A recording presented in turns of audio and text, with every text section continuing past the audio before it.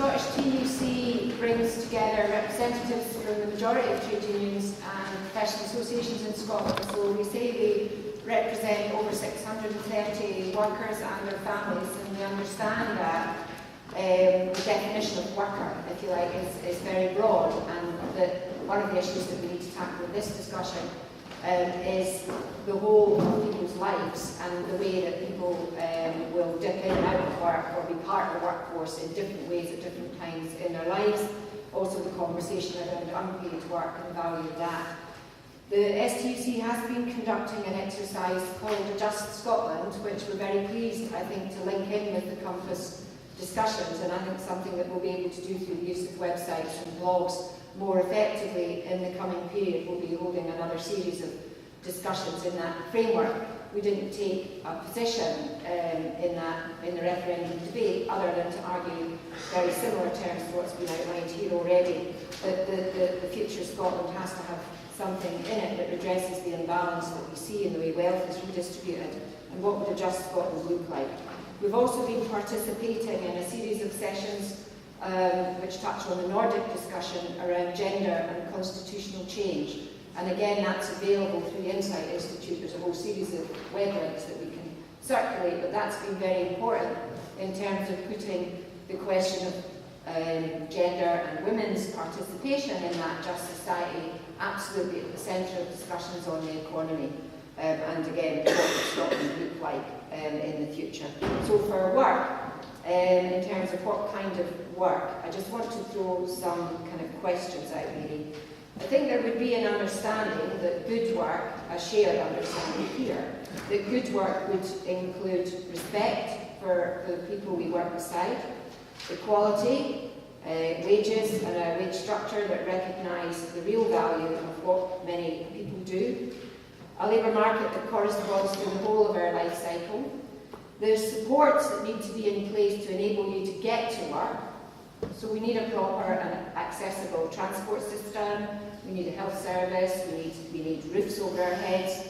We need to know that when we go to work or when our loved ones go to work, they'll come home again. And I think that one of the most moving exhibitions recently that I've seen in the Scottish Parliament was around International Workers' Memorial Day, where the unions and the Hazards group used a display of shoes to demonstrate empty pairs of shoes when the person in your family who went to work that morning didn't come home again. And I think the question of health and safety and the deregulation that we're currently seeing of the labour market generates far more risks for those of us in the workplace than were previously the case in recent years. So those things are very important. I was looking back at some historical material around campaigns for the 8-hour day, and there's quite a nice slogan banner: 8 hours labour, 8 hours recreation and 8 hours rest.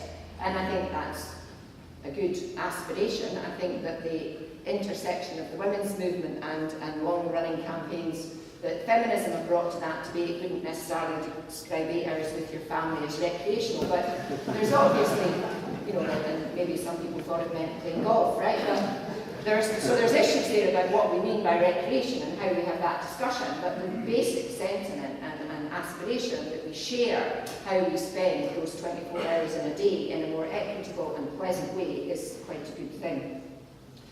I'm interested in the point that people have referred now to the quote a couple of times about be the change we wish to see. And I do think there are some issues. It's not about just the future, we need to look at what's happening now. We have to take people with us.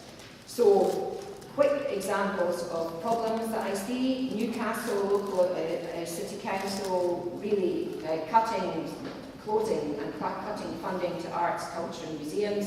Big issue there in terms of quality of life and working people. Edinburgh City Council, yesterday's Edinburgh Evening News. Edinburgh City Council quite proud of the fact it's introduced the living wage, and I would commend that and we would support that. It's the only local authority in the area that intends to charge the workers who have to have a registration document called the PVG licence to work with vulnerable groups. Now the people who will have to pay that charge in the main are low-paid care workers who are, and workers who work with children and young people. There's a big issue there about we offer with one hand an increase in the living wage, with the other hand, the trade unions are hearing stories like this, and we're hearing of cases where hours are quite simply being cut. I was at a meeting where a GMB member, that's one of the trade unions we work with, just explained that a living wage had been introduced in our area and our hours had been cut by 2 hours. So our take-home pay was exactly the same, although the hourly rate was greater. So we have to look at all those things right now. So this isn't only a future plan. I was sitting in on an equal pay tribunal case, which is looking at the terms and conditions that govern local authority workers.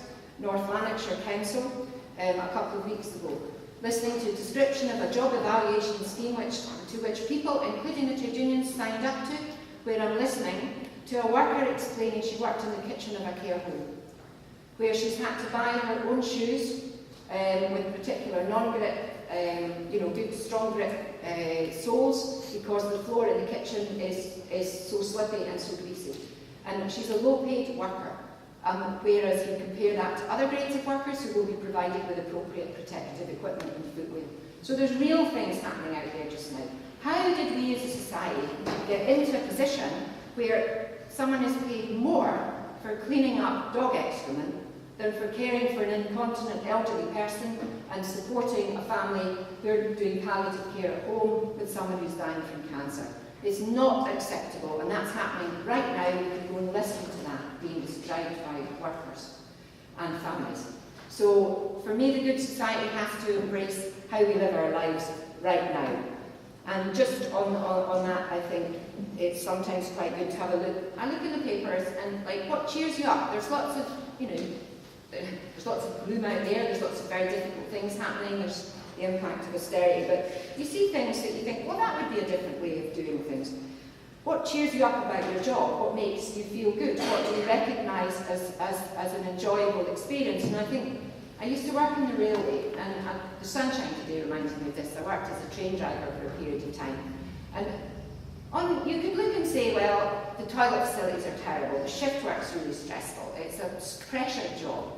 Driving a train up to Perth or up the West Highland line, early, very, very early in the morning, and seeing the wildlife alongside that, just what reminded me today coming across it from anyone on the train, in the sunshine, and thinking that you're doing an important job, but it's also beautiful. It's a privilege to be able to do that. Now, there are a lot of jobs which you and me may not feel that we're able to do, but we should see things in other people in their work that they enjoy and they value, and look how we can support that. I look in the newspaper and I see an apprentice of the year at British Aerospace as a young woman engineer. Now, so you can be negative about the number of people who are still stuck, restrictions that appear to exist for women to go into, if you like, different jobs. Or you can look and see that young woman who's an absolute triumph, and that British Aerospace Engineering, to give them credit as well as a management, have recognised that brings something to the diversity of the workforce. So I think that the good society for me is not just somewhere else. We have to look round about us and say, what can we share just now, and support those people who are trying to bring equality into the workplace. A couple of other examples from Germany. The computer industry in Germany are actually proactively recruiting, advertising and recruiting, I saw this in the newspaper as well, workers with Asperger's syndrome, as their particular skills that they possess are very beneficial to the computer industry. And actually the proportion of workers in I can't remember the name of it, in America, the kind of Silicon Valley area, the proportion of workers there with Asperger's syndrome is higher than the percentage you would find in other sections of other types of work. So this is a strength, this is a good thing that society can benefit from in a shared way.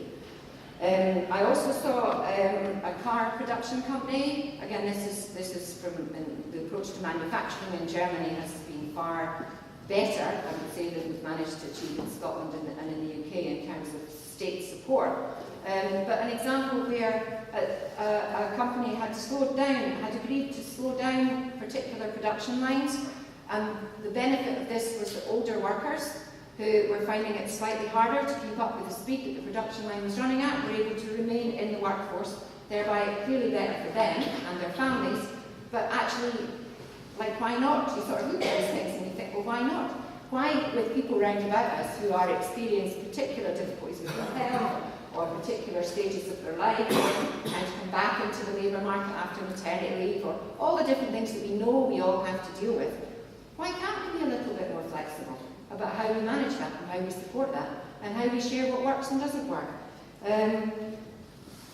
Working shift patterns is entirely possible and suitable for bringing up families if we work together in how we manage those shifts and how we, swapping rosters and talk to workers who work in small groups where something emergency happens at home, people can step in to help out with that. It doesn't need to be a disciplinary matter or find that you're managed out of your job because of some huge piece of paper around policies around performance management.